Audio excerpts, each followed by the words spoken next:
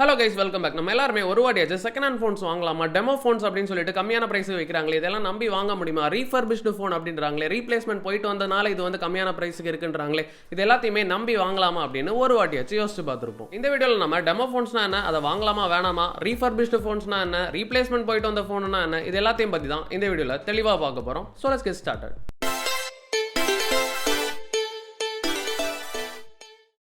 வீடியோக்குள்ள போகிறதுக்கு முன்னாடி நீங்கள் இந்த சேனலுக்கு சப்ஸ்கிரைப் பண்ணலாம், மறக்காம சப்ஸ்கிரைப் பண்ணிடுங்க. ஃபர்ஸ்ட் டெமோ ஃபோன்ஸ்னா என்ன அப்படின்னு பார்த்துலாமா. இப்போ ஒரு ஸ்மார்ட் ஃபோன் பிராண்ட் புதுசாக ஒரு ஸ்மார்ட் ஃபோன் லான்ச் பண்ணுறாங்க அப்படின்னு வச்சுக்கோங்க. ஃபார் எக்ஸாம்பிள் விவோ எடுத்துக்கோங்க. விவோ இப்போ ஒரு புது ஸ்மார்ட் ஃபோன் லான்ச் பண்ணுறாங்க அப்படின்னா ஆன்லைனில் ரிவ்யூஸ் எல்லாம் இருக்கும் தான். பட் இருந்தாலும் விவோவோட ஓன் ஷோரூம்ஸ் நிறைய இடத்துல ஓப்பன் பண்ணி வச்சிருப்பாங்கல்ல, அந்த ஷோரூம்ஸ்க்கு எல்லாத்துக்கும் டெமோ பீசஸ் அனுப்பிச்சு வைப்பாங்க. அதாவது நீங்கள் வாங்கினீங்கன்னா உங்களுக்கு கிடைக்கல அதே எக்ஸாக்ட் ஃபோனை தான் டெமோ பீசஸாக ஷோ பீசஸாக வச்சிருப்பாங்க எல்லா ஷோரூம்லையும். இந்த மாதிரி ஃபோன்ஸ் நீங்கள் நிறைய இடத்துல பார்த்துப்பீங்க. விவோ ஓப்பன் மட்டும் கிடையாது, நீங்கள் வந்து குரோமா, ரிலையன்ஸ் டிஜிட்டல் இந்த மாதிரி ஷோரூம்ஸ்க்குலாம் போனீங்கனாலும் உங்களால பாத்துக்க முடியும். இந்த ஒயர் போட்டு கனெக்ட் பண்ணி வச்சிருப்பாங்க, நம்ம எடுத்தா கூட பீப் சவுண்ட் அடிக்கும் அந்த மாதிரி. இந்த ஸ்மார்ட் போன்ஸ் எல்லாமே 1 மந்த்ல இருந்து மேக்ஸிமம் ஒரு 6 மந்த்ஸ் வரைக்கும் தான் இந்த ஷோரூம்ஸ்ல இருக்கும். ஏன்னா அதுக்கப்புறம் அடுத்த மாடல் லான்ச் ஆயிரும், அவங்க ரீப்ளேஸ் பண்ணிடுவாங்க அடுத்த மாடல் வச்சு. இப்படி இவங்க டெமோ பீஸா வச்சிருந்த ஸ்மார்ட் போன்ஸ் எல்லாம் தேர்ட் பார்ட்டி டீலர்ஸ் நிறைய பேர் இருப்பாங்க, இல்ல ஷோரூம்ல ஆல்ரெடி ஒர்க் பண்றவங்களுக்கு கூட ஒரு கம்மியான பிரைஸுக்கு இல்ல ஒரு ஃபிக்ஸட் பிரைஸுக்கு வந்து இவங்க வந்து கொடுத்துருவாங்க.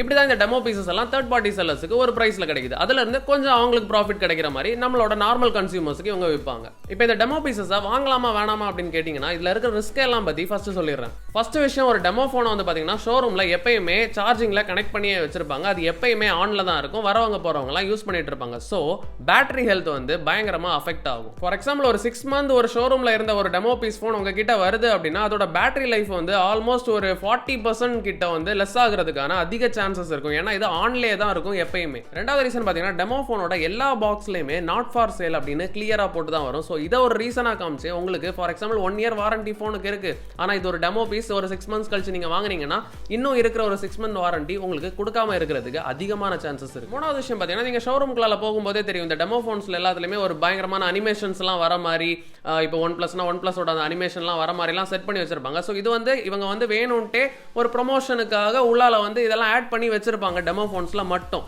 சோ இதை ஆட் பண்ண மாதிரி சில எக்ஸ்க்ளூசிவான நார்மல் ஸ்மார்ட் போன்ஸ்ல இருக்கிற ஃபீச்சர்ஸ் வந்து இதுல இல்லாம கூட போறதுக்கு நிறைய சான்சஸ் இருக்கு. இன்னொரு விஷயம் ஞாபகம் வச்சுக்கோங்க, எந்த டெமோ போன்ஸுக்குமே ஃபுல் வாரண்டி யாருமே கொடுக்க முடியாது, கொடுக்க மாட்டாங்க. பிகாஸ் ஒன்ஸ் வைஃபை கூட கனெக்ட் ஆயிருச்சுனாலே அதோட வாரண்டி பீரியட் ஸ்டார்ட் ஆகிரும். இன்னொரு விஷயம், நீங்க ஐபோன்ஸ்ல டெமோ பீஸ் வந்து வாங்கி கொஞ்சம் காசு சேவ் பண்ணலாம் அப்படின்னு நீங்க நினைச்சீங்க அப்படின்னா மேக்ஸிமம் ஆப்பிளோட அஃபிஷியல் டெமோ பீசஸ் வந்து ரீசேலுக்கு வராது. ஏன்னா ஆப்பிள் வந்து மேக்ஸிமம் ஷோரூம்ஸ்ல இருந்து திரும்ப அப்படியே வாங்கிடுவாங்க, எப்படி கொடுத்தாங்களோ அப்படியே வாங்கிடுவாங்க. அதையும் தாண்டி உங்களுக்கு கன்ஃபார்ம் இது டெமோ பீஸ் தான் அப்படின்னு ஒரு ஃபோன் கிடைக்குது அப்படின்னா அதை கம்ப்ளீட்டா ரீசெட் பண்ணி கம்ப்ளீட்டா செக் பண்ணி வாங்கிக்கோங்க. ஓவரால் டெமோ ஃபோன்ஸ்ல என் ஒப்பீனியன் கேட்டீங்க அப்படின்னா கண்டிப்பா சில ஸ்கிராச்சஸ் இருக்கும். ஏன்னா ஒரு ஷோரூம்ல வச்சிருக்காங்க, நிறைய பேர் யூஸ் பண்றாங்க அப்படின்னா ஸ்கிராச்சஸ் வந்து நார்மலாவே வந்திருக்கும். பேட்டரி ஹெல்த் பயங்கரமா அஃபெக்ட் ஆயிருக்கும். ஸோ வாரண்டியும் உங்களுக்கு கண்டிப்பா ஃபுல் வாரண்டி கிடைக்குமா அப்படின்னா கிடையாது. அடுத்தது ரீஃபர்பிஷ்டு ஃபோன்ஸ்னா என்னன்னு பார்க்கலாம். ரீஃபர்பிஷ்டு ஃபோன்ஸ் எல்லாமே மேக்ஸிமம் ஃப்ளிப்கார்ட், அமேசான் இல்லை அதர் ஷாப்பிங் வெப்சைட்ஸ்லாம் நீங்கள் ஃபோன்ஸ் ஆர்டர் பண்ணுறீங்கன்னு வச்சுக்கோங்க. உங்களுக்கு வந்ததுக்கப்புறம் அந்த ஃபோன் வந்து ரிசீவ் ஆனதுக்கப்புறம் நீங்கள் வந்து யூஸ் பண்ணி பார்க்குறீங்க, இல்லையே இந்த ஃபோன் வந்து நான் எக்ஸ்பெக்ட் பண்ண மாதிரி இல்லையே, இதில் இந்த ஃபீச்சரில் இதில் பேட்டரி நிற்காத மாதிரி இருக்குது, எனக்கு இதில் வந்து இந்த பட்டன்ஸ்லாம் ஒழுங்காக ஒர்க் ஆகலை, இந்த மாதிரி ஏதாச்சும் ஒரு கம்ப்ளைண்ட்ஸ்னால நீங்கள் வந்து அந்த ஃபோனை வந்து திருப்பி அனுப்பிச்சிட்டிங்க அப்படின்னா திரும்ப அந்த ஃபோன்ஸ் எல்லாத்தையுமே QC பாஸ் பண்ணுவாங்க, குவாலிட்டி செக் வந்து பண்ணுவாங்க. ஸோ அதில் வந்து ஏதாச்சும் இஷ்யூ இருந்துச்சுன்னா அதை கரெக்ட் பண்ணுவாங்க. பேட்டரி பிரச்சனைனா பேட்டரியை மாற்றிடுவாங்க. ஸோ பட்டன்ஸ் ஏதாவது ஒர்க் ஆகலைன்னா அது எல்லாத்தையுமே மாற்றிடுவாங்க. ஸோ கம்ப்ளீட்டாக ரெடி பண்ணி திரும்ப ஒரு பர்ஃபெக்ட் கண்டிஷன் ஆனதுக்கப்புறம் அந்த ஃபோனை வந்து ரீசேல் பண்ணுவாங்க. இதுதான் ரீஃபர்பிஷ்டு ப்ராடக்ட்ஸ். ரீஃபர்பிஷ்டு ப்ராடக்ட்ஸில் பெரிய பெரிய இஷ்யூஸ் எல்லாத்தையுமே கரெக்ட் பண்ணிடுவாங்க. ஆனால் சின்ன சின்ன இஷ்யூஸ், இந்த ஸ்க்ராச்சஸ், டென்ஸ் எல்லாம் இருக்குன்னா அது எல்லாத்தையும் அவங்களால கரெக்ட் பண்ண முடியாது. ப்ளஸ் ஒன்ஸ் இது ஃபர்ஸ்ட் ஒரு யூசர் கிட்ட போயிருச்சு, அவங்க ஆன் பண்ணி சிம் போட்டாங்கனாலே ஃபோன் ஆக்டிவேட் ஆயிரும், வாரண்டி பீரியடும் அங்கேயே ஸ்டார்ட் ஆயிரும். ஸோ ரிமைனிங் வாரண்டி பீரியட் தான் அடுத்து வாங்குறவங்களுக்கு கிடைக்கும். அதனால இந்த ஸ்மார்ட் போன்ஸ் கொஞ்சம் சீப்பா இருக்கும். கம்பேரிட்டிவ்லி ஒரு 5,000 to 10,000 வரைக்கும் நீங்க சேவ் பண்றதுக்கான ஆப்ஷன்ஸ் இருக்கும். நீங்க நார்மலா தேர்ட் பார்ட்டிஸ் கிட்ட போய் வாங்குற செகண்ட் ஹேண்ட் போன்ஸ் எல்லாம் இருக்கும்ல, இதுவுமே ரீஃபர்பிஷ்டு போனா தான் மேக்ஸிமம் இருக்கும். ஏன்னா ஒருத்தங்க கிட்ட இருந்து வாங்குறாங்கன்னா அவங்க எல்லாமே கரெக்டா இருக்கான்னு மேக்ஸிமம் பார்க்கணும், அது அவங்களோட கடமை ரீசேல் பண்றதுக்கு முன்னாடி. ஸோ அப்படி பார்ப்பாங்கன்னு நம்பணும் அப்படின்னா அதெல்லாமே ரீஃபர்பிஷ்டு ஃபோன். அதான் நம்ம பார்க்க போகிறது ரீப்ளேஸ்மெண்ட் ஃபோன்ஸ். இந்த ஃபோன்ஸ் என்ன அப்படின்னு கேட்டிங்கன்னா, இப்போ உங்கள் ஃபோன் நீங்கள் ஒரு புது ஃபோன் வாங்குறீங்க, அதுக்கு ஒரு 1 இயர் வாரண்டி இருக்குது. அந்த வாரண்டி பீரியட் முடிகிறதுக்கு முன்னாடி உங்கள் ஃபோனில் ஒரு பிரச்சனை வந்துருச்சு, அதை நீங்கள் வந்து ஷோரூமில் அஃபிஷியலாக கேட்டிங்கன்னா அதை சரி பண்ண முடியாது அப்படின்னு சொன்னாங்கன்னா உங்களுக்கு ரீப்ளேஸ்மெண்ட் டிவைஸ் வந்து கொடுப்பாங்க. ஏன்னா அவங்களால அந்த பிரச்சனையை சரி பண்ண முடியல, வாரண்டி பீரியட் இன்னும் முடியல. ஸோ புதுசாக அதே ஃபோன் வந்து திரும்ப உங்களுக்கு கொடுப்பாங்க. புது ஃபோனுன்றனால உங்களுக்கு திரும்ப 1 இயர் வாரண்டி கிடைக்குமானா கண்டிப்பாக கிடையாது. நீங்கள் ஒரு 9 மந்த்ஸில் உங்களுக்கு இந்த பிரச்சனை வந்து உங்களுக்கு ரீப்ளேஸ்மெண்ட் ஆகி புது ஃபோன் கொடுக்குறாங்கன்னா அந்த ரிமைனிங் 3 months மட்டும் தான் உங்களுக்கு வாரண்டி வந்து கவர் ஆகும். ஃபோன் புது ஃபோன் தான்.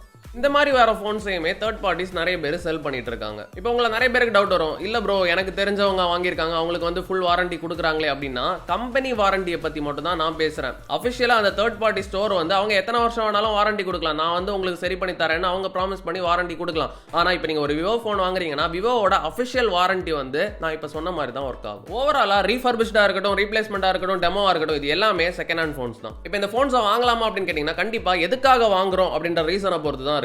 ஒரு vlogger-க்கு கண்டிப்பா ஒரு நல்ல கேமரா இருக்கிற ஒரு ஸ்மார்ட் போன் தேவைப்படுது அப்படின்னு வச்சுக்கோங்க. அவரால் ஒரு 1 lakh மேல இன்வெஸ்ட் பண்ணி ஒரு புது சாம்சங் S23 அல்ட்ராவோ இல்ல ஐபோன் 14 ப்ரோ மேக்ஸோ வாங்க முடியலன்னு வச்சுக்கோங்க. அவங்க வந்து இப்போ டெமோ ஃபோன்ஸ்ல எனக்கு கேமரா மட்டும் நல்லா இருந்தாலே போதுமே அப்படின்னு சொல்லிட்டு அவங்களுக்கு ஒரு 80,000 85,000 கிடைக்குதுன்னா அவங்க வேணும்னா அதை வாங்கலாம். பர்சனலா கேட்டீங்கன்னா ஒரு ஃபோன் உங்களோட ட்ரீம் ஃபோனா இருக்கு, இந்த ஃபோனை கண்டிப்பா நான் என்னைக்காச்சும் வாங்கணும் அப்படின்னு நினைச்சிட்டு இருக்கீங்கன்னா கண்டிப்பா அந்த ஃபோனை நீங்க செகண்ட் ஹேண்ட்ல வாங்காது. இவ்வளவு பிடிச்ச ஃபோனை கண்டிப்பா நீங்க புதுசா வாங்குனீங்கன்னா தான் உங்களுக்கு அது உங்களோட ஒரு ஃபீலே வரும் கண்டிப்பா. அண்ட் அஃப்கோர்ஸ் உங்களோட ஆப்ஷன்ஸ் தான் இது எல்லாமே. நீங்க வந்து எனக்கு கம்மியான பிரைஸுக்கு இந்த ஃபோன் கிடைச்சா போதும், இதோட குவாலிட்டியோ இல்ல இதுக்கு வாரண்டி பத்தியெல்லாம் எனக்கு கவலை இல்லை அப்படின்னா நீங்க தாராளமா கன்சிடர் பண்ணிக்கலாம். பட் என்ன பொறுத்த வரைக்கும் நீங்க வந்து லைக் அந்த ஒரு ஃபோனோட கம்ப்ளீட் ஒரு ஃபுல் ப்ரீமியம்னஸை நீங்கள் யூஸ் பண்ணணும்னு நினச்சிங்கன்னா கண்டிப்பாக அது வந்து உங்களுக்கு இந்த மாதிரி செகண்ட் ஹேண்ட் ஃபோன்ஸில் கிடைக்காது. நீங்கள் புதுசாக வாங்கினீங்கன்னா மட்டும்தான் ஃபுல் எக்ஸ்பீரியன்ஸ் உங்களுக்கு கிடைக்கும். இப்போ உங்களுக்கு வேறு ஆப்ஷன் இல்லை, இப்போதைக்கு ஒரு செகண்ட் ஹேண்ட் ஃபோனே வாங்கிக்கலாமே அப்படின்னு உங்களுக்கு தோணுச்சு அப்படின்னா நீங்கள் வந்து பில் வந்து கரெக்டாக அவங்க கிட்ட கேட்டு வாங்கிக்கோங்க. உங்களுக்கு பில்லெல்லாம் தர முடியாது, இந்த ஸ்மார்ட் ஃபோன் மட்டும்தான் எங்களால் தர முடியும் அப்படின்னு அடிச்சு பேசினாங்க அப்படின்னா அவங்க கடையில் இருந்துதான் இந்த ஸ்மார்ட் ஃபோனை நான் வாங்கியிருக்கேன் அப்படின்றதுக்காச்சு அவங்க கிட்ட வந்து பில் வந்து அட்லீஸ்ட் எழுதியாச்சு கேட்டு வாங்கி உங்கள் ஃபோனை வாங்கிக்கோங்க. நீங்கள் இந்த ஃபோனை அவங்க கிட்ட இருந்தா வாங்குனீங்க அப்படின்றதுக்கு ஏதாச்சும் ஒரு ப்ரூஃப் கண்டிப்பாக அவங்க கிட்ட இருக்கணும். ஓகே கைஸ், அவ்வளவுதான் இந்த வீடியோ. ஹோப்ஃபுல்லி உங்க எல்லாருக்கும் இந்த வீடியோ பிடிச்சிருக்கும் அப்படின்னு நம்புறேன். பிடிச்சிச்சுன்னா லைக் பண்ணுங்க, ஷேர் பண்ணுங்க, கமெண்ட் பண்ணுங்க. நாளைக்கு உங்களை என்னோட சந்திக்கிறேன். பை.